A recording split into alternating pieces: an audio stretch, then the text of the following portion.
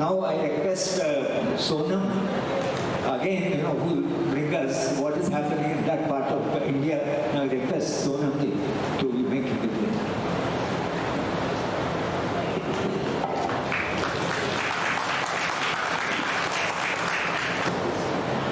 धन्यवाद, नमस्कार।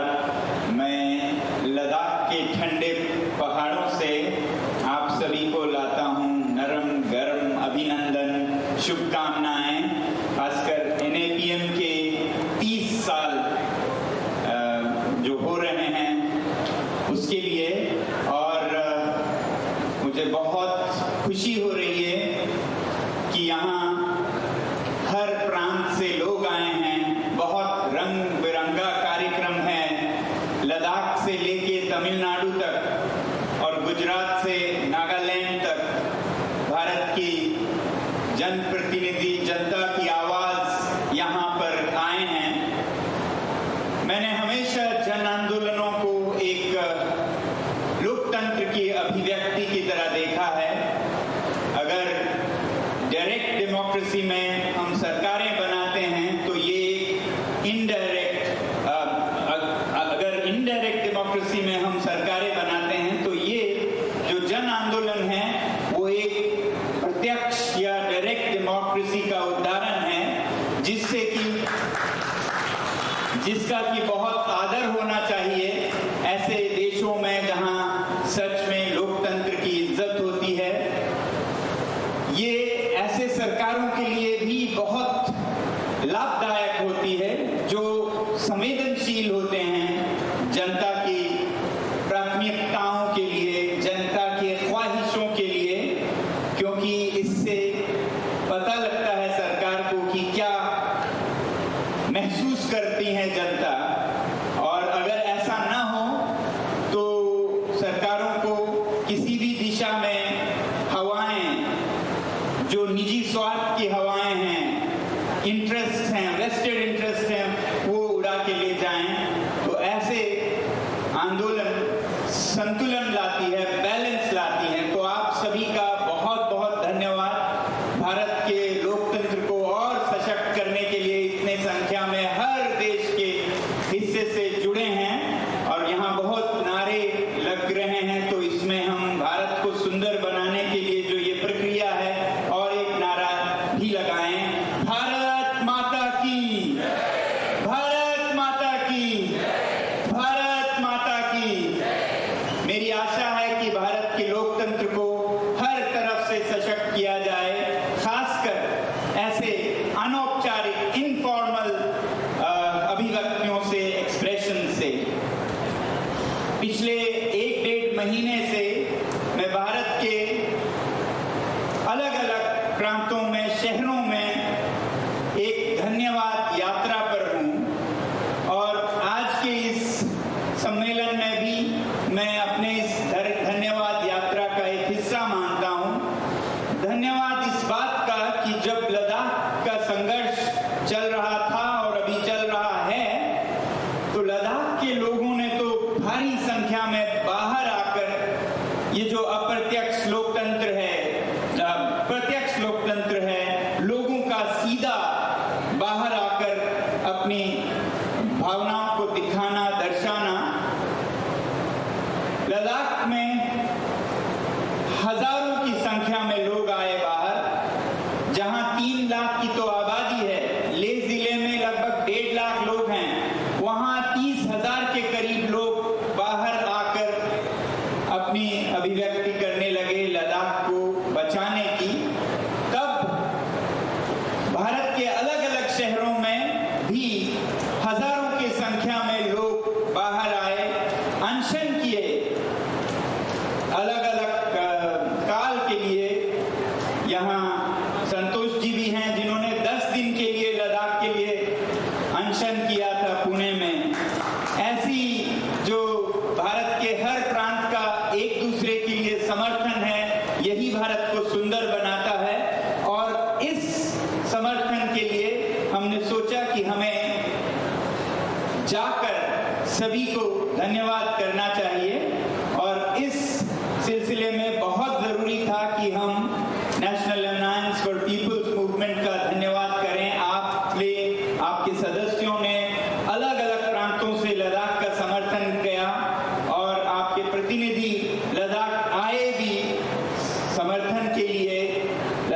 लोगों के साथ आवाज मिलाने के लिए।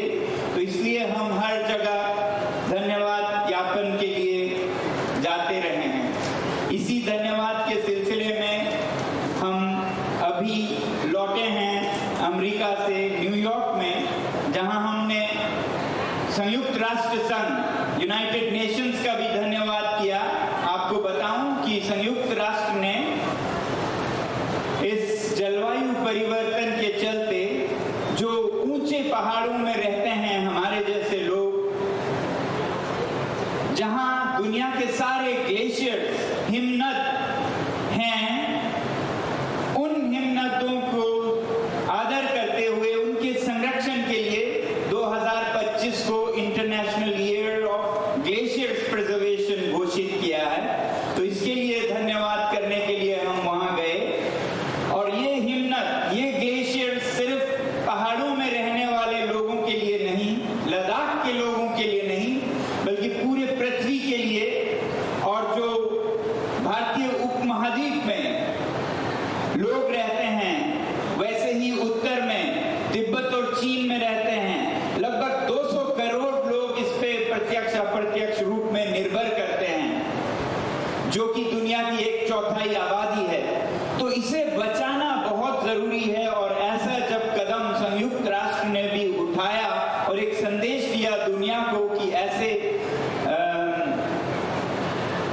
जलवायु को और प्रकृति को और ग्लेशियर्स को बचानी है, तो ये बनता था कि हम उन्हें धन्यवाद करें। जो लद्दाख का संघर्ष था, जिसमें आप लोगों में से बहुतों ने भाग लिया, उसके बारे में भी मैं थोड़ा आप लोगों को बताऊं, जिनको कम मालूम हो या अभी क्या हो रहा है उसके बारे में, और आप कैसे इसमें जुड़े रह सकते हैं इसके बारे में भी।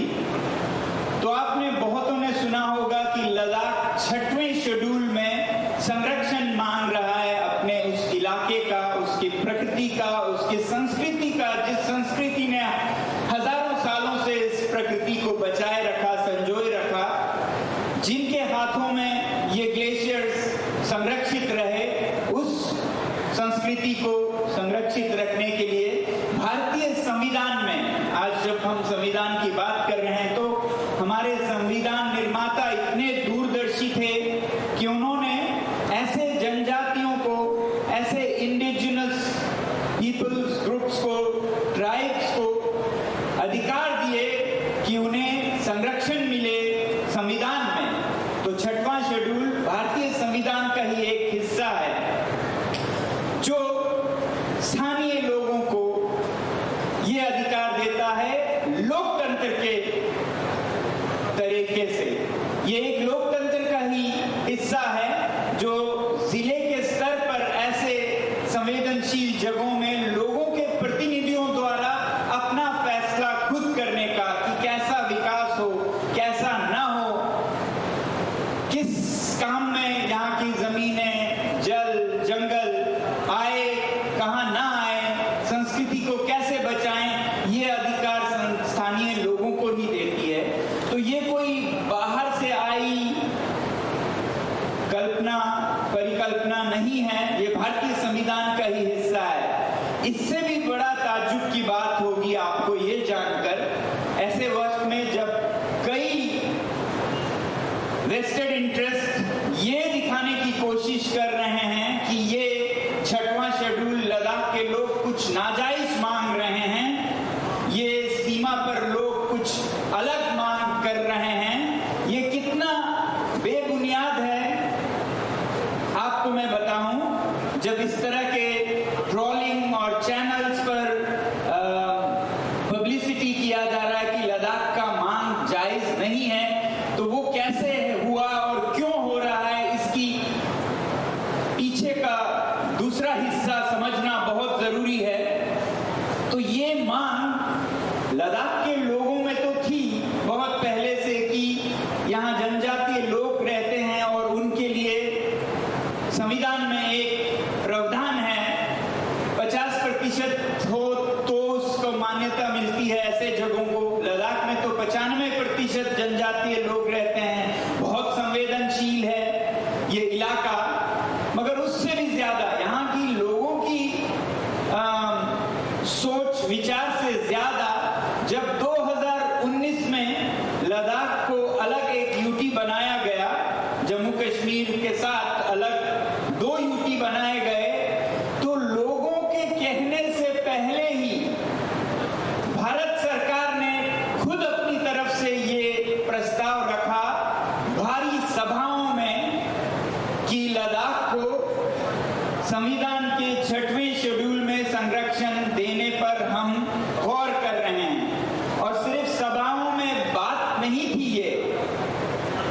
चुनाव के सभाओं में सिर्फ बात हो तो कोई कह भी सकता है कि होता है, नहीं होता है, हालांकि वो भी नहीं होना चाहिए। जो वचन है वचन पूरे हों। यही तो लोकतंत्र की परंपरा में आस्था रखने की एक अगर बुनियाद है तो वो विश्वास है। तो हर बात की विश्वास होनी चाहिए, मगर ये लिखित में जो नेशनल SC/ST कमीशन है, जनजातीय कमीशन जो है, उसके मिनट्स में छपे हैं कि लद्दाख को सरकार 6वीं शेड्यूल में संरक्षण देने जा रही है। कई मिनिस्ट्रियों ने, खासकर ट्राइबल मिनिस्ट्री ने तो अलग अलग समय पर ये हमें कहा कि हम इस अनुसार आपका संरक्षण 6वें शेड्यूल में दे रहे हैं। तो आज ये कैसे नाजायज बन गया हमें समझ नहीं आता है। ये वचन 2 बार के चुनाव में दिए गए। 2019 में जब संसदीय चुनाव हो रहे थे तो पहले 3 बिंदुओं में ये वचन था। ये लिखित में है, हर पोस्टर पे छपे हैं कि लद्दाख को 6वें शेड्यूल में संरक्षित किया जाएगा। चुनाव के मैनिफेस्टो में पहले 3 बिंदुओं में थे। फिर उसके बाद 2020 में लद्दाख में जो सबसे प्रतिष्ठित चुनाव होते हैं, लद्दाख के हिल काउंसिल का, उसमें तो ये पहले बिंदु पर था।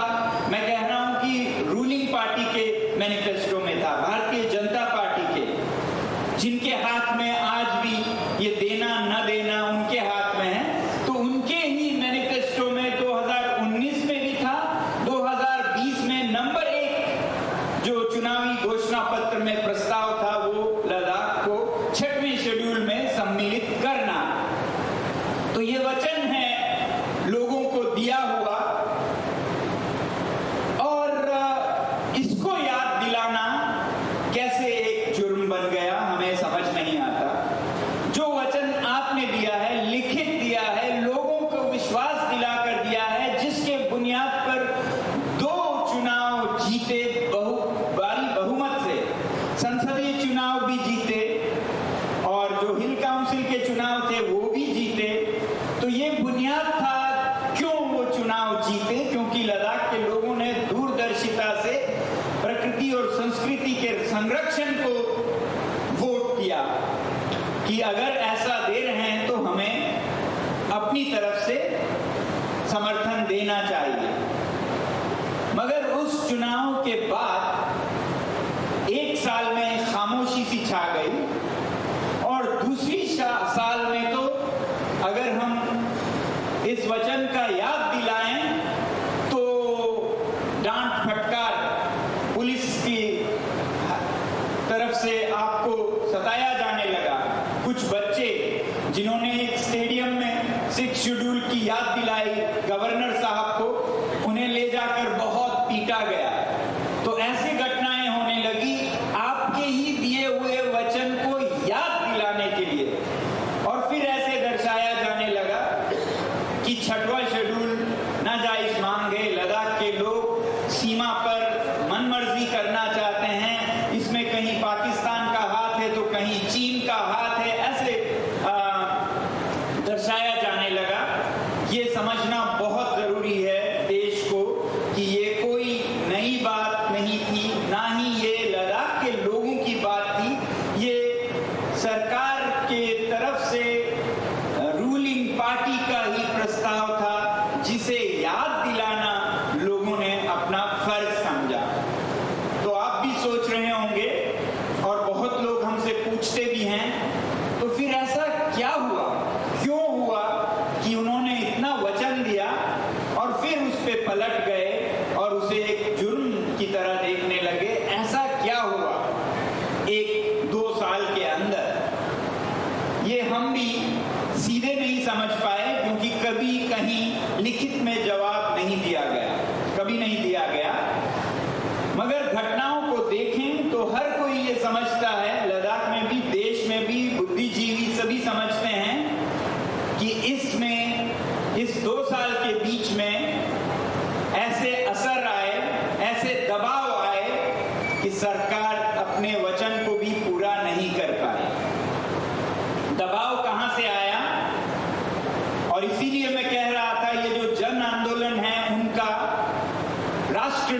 निर्माण में बहुत बड़ा योगदान है। दबाव कॉर्पोरेट्स की तरफ से आया, हमें यह दिखता है, इंडस्ट्रियल लॉबीज की तरफ से आया, वो भी ऐसे लॉबीज जो बहुत ही स्वार्थी लॉबीज थे। बहुत सम्मानित कॉर्पोरेट्स हैं इस देश में जो देश को बना रहे हैं, मगर कुछ ऐसे भी हैं जो हर जगह पर्यावरण का भी विनाश कर रहे हैं, लोगों की आशाओं का, उनके जीवन को तितर बितर कर रहे हैं और उसमें से अपना लाभ निचोड़ रहे हैं। वो हिमालय को भी बर्बाद कर रहे हैं, जंगलों को, नदियों को तबाह कर रहे हैं। तो वो राष्ट्र निर्माण नहीं, राष्ट्र विनाश कर रहे हैं। उनके प्रति हमारी आवाज उठनी चाहिए। तो लद्दाख में हमें यही दिखता है कि ऐसे दबाव आने लगे, क्योंकि हमें दिखने लगा कि वहां पर एक बहुत बहुत बहुत बड़ा बिजली परियोजना होने वाली है, जो कि सोलर परियोजना होगी। और सोलर, सूर्य ऊर्जा मेरा सबसे पसंदीदा ऊर्जा है या फील्ड है। तो मैं इसका विरोध नहीं करता हूं कि लद्दाख देश के काम आए। वहां हो सकता है बहुत ऊर्जा उत्पादन, क्योंकि बहुत साफ आसमान रहता है, मगर जिस तरह से इसे किया जाने वाला है उस पर लद्दाख के लोगों को आपत्ति है। और ये परियोजना कोई छोटी मोटी परियोजना नहीं है। ये परियोजना दुनिया का जो आज तक का सबसे बड़ा सोलर परियोजना है, उससे 3-4 गुना बड़े होने वाली है। 3 गीगावाट का, 3000 मेगावाट का जो चीन में है, उससे 3-4 गुना 13,000 मेगावाट का ये परियोजना होने वाली है। और ऐसे परियोजना के लिए बहुत जमीन जाता है, आप समझ सकते हैं। और जमीन जाए भी तो कोई बुरी बात नहीं है देश के लिए हो, मगर ये ऐसे जगह से दिया जा रहा है जहां पर लद्दाख के जो चरवाहे हैं वो देश के लिए भी, अपने लिए और देश के लिए राजस्व का अर्जन करते हैं। भारत के लिए बहुत बड़ा फॉरेन रिजर्व, फॉरेन करेंसी का स्रोत है जो लद्दाख के चरवाहे पश्मीना उत्पादन करते हैं। दुनिया का सबसे बेहतरीन पश्मीना लद्दाख में उगता है। अब ये परियोजना ठीक वही है जहां पर ये चरवाहे रहते हैं। और 40,000 एकड़ की बात हो रही है, जो कि 150 किलोमीटर वर्ग किलोमीटर, इतना बड़ा है। और इससे बिजली उत्पादन हो, मगर वहां के चरवाहे बिल्कुल बेघर हो जाएंगे, जो बचे कुचे हैं वो भी मर जाएंगे। तो लद्दाख के लोग ये कह रहे हैं कि अगर 6वां शेड्यूल होता तो हम इस पे कह सकते हैं आप यहां बनाइए, वहां ना बनाएं। तो ठीक उसी कारण से ये बदलाव आया, ऐसा लद्दाख में माना जा रहा है कि जो इंडस्ट्रियल लॉबीज हैं उन्होंने ये देखा कि अगर ऐसा संरक्षण लद्दाख के लोगों को दें और ऐसे लोकतांत्रिक मंच दिए जाएं जहां प्रतिनिधि खुद अपने कानून बना सकते हैं, जैसा कि संविधान में कहा है, तो वो ऐसे कॉर्पोरेट्स को मनमानी करने नहीं देंगे, ऐसे जगह देंगे, ऐसे अच्छे कॉर्पोरेट्स का चुनाव करेंगे जो विनाश कम और विकास ज्यादा करें। मगर इसी बात को बहुत बार इस तरह दर्शाया जाता है कि ये लोग विकास के खिलाफ हैं, ये भारत के खिलाफ कुछ कर रहे हैं। नहीं, ये हमारे सरकार द्वारा दिए हुए वचनों को ही याद दिलाना है। तो ये मैं आपको बता रहा था। और हम अपना दायित्व समझते हैं, फर्ज समझते हैं कि लोगों को एक साथ लेके आवाज उठाएं, क्योंकि अगर सरकार संवेदनशील हो तो ये सकारात्मक देखा जाएगा। क्योंकि जब सरकार पर दबाव एक तरफ से आता है, कॉर्पोरेट से, इंडस्ट्री से, तो वो काफी दबाव में होता है, क्योंकि चुनावों में उनका समर्थन आता है इन्हीं लॉबीज से। और दूसरी तरफ लोगों से कोई आपत्ति ही ना हो तो ये दबाव काम कर जाता है, क्योंकि आपको हमने समर्थन किया, आप हमारी क्यों नहीं कर रहे हैं। तो सरकार के लिए ना चाहते हुए भी उनके नीचे झुकना पड़ता है। जबकि आपके जैसे सामाजिक आंदोलन, शांतिपूर्ण आंदोलन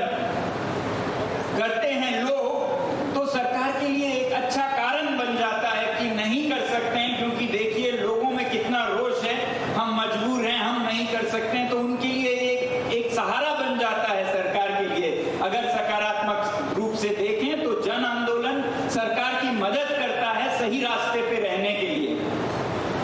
तो इसलिए हम अपना फर्ज समझते हैं लद्दाख में कि हम जी जान लगाकर आवाज उठाएं और सरकार की मदद करें कि वो ऐसे दबाव में न झुकें, देश को बचाए रखें, संविधान को बचाए रखें और विनाश कम विकास ज्यादा सच में कर सकें। तो इसे अगर सकारात्मक पॉजिटिवली देखें तो एक तरह का योगदान है जो आप सब कर रहे हैं, समझ के या ना समझ के, मगर ये एक संवेदनशील लोकतांत्रिक सरकार के लिए बहुत बड़ा योगदान है जो आप सब अपने अपने जगहों से कर रहे हैं और हम लद्दाख से कर रहे हैं। और इसीलिए हमने लद्दाख में लोगों को जब ये समझ आया तो वो बहुत भारी संख्या में, जैसा मैं बता रहा था, ले जिले के 1/3 आबादी पोलो ग्राउंड पर आ गई। आप सोचिए 1/3 आबादी जो पैरों से अपना वोट दे रहे हैं, उसे लोकतंत्र कैसे ना माने। उसी तरह हमने अनशन किए, पद यात्रा किए जिसमें आप सब जुड़े भारतवर्ष से। तो इसका धन्यवाद देने हम यहाँ हमने जरूरी समझा हम आए, क्योंकि जहां भी ऐसा देश में होता है तो हमें एक दूसरे की समर्थन करनी चाहिए। और हम आशा करते हैं कि जो अब वार्ताएं शुरू हुई हैं लद्दाख में, आपके समर्थन के कारण जब हम पद यात्रा से दिल्ली पहुंचे, 1 महीना चलकर और उसके बाद 16 दिन अनशन किया, तो 16वें दिन में सरकार ने राजी हुए कि वो बातचीत करेंगे लद्दाख के नेताओं के साथ। तो वो अभी बातचीत जारी है।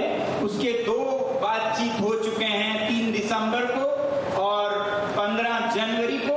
मगर जो 15 फरवरी को होने वाले थे, जिसमें असली मुद्दे पे आने थे, पहले 2 में वो नौकरी रोजगार इन पे गए जो छोटे मुद्दे थे मगर ठीक था, जरूरी था। मगर 15 फरवरी को वो 6वें शेड्यूल और राज्य का दर्जा यानी कि लोकतंत्र लद्दाख को भी मिले, उस पे बातचीत करने वाले थे। क्योंकि लद्दाख में अभी कोई लोकतांत्रिक मंच नहीं है जहां पे जनप्रतिनिधि कुछ भी कह सकें। लेफ्टिनेंट गवर्नर के रूल में है, यानी कि परमानेंट गवर्नर रूल लगा हुआ है लद्दाख में। तो वो जो 15 तारीख की बातचीत होने वाली थी वो अब पोस्टपोन होते रहा और अब मार्च का महीना आया है और लोगों को बहुत शक है वहां कि शायद ये वार्ताएं भी नाकाम हो जाएं। तो इसलिए हमें अपनी आवाज जारी रखनी होगी और हो सकता है आप सुने कि लद्दाख में फिर से आंदोलन मजबूरन करना पड़ रहा है। तो ऐसे में लद्दाख में बात हो रही कि अब दिल्ली तक, ले से हम सर्दियों में जब सारे रास्ते बंद है, जोजिला बंद है, बर्फ से कोई नहीं चल सकता है, ऐसे में लोग पैदल चलेंगे बर्फ को चीरते हुए, चाहे उनकी जान जाए। तो इसके बारे में आप शायद आने वाले दिनों में फिर सुनेंगे। हमें आशा हो कि आपके समर्थन की। मैं पुनः आप सभी को एक तरफ बधाई देता हूं 30 साल के संघर्ष का और दूसरी तरफ धन्यवाद देता हूं कि आप लोगों ने इतना समर्थन किया। आशा करते हैं कि हम एक दूसरे का समर्थन करते रहें। बहुत बहुत धन्यवाद आप सभी का। No part of India would be a problem. Ladakh is something which never, he said only last 2 years, Ladakh is in the news. Corporate model of development does not leave any spot peaceful. I think Ladakh is one example of that, tragedy.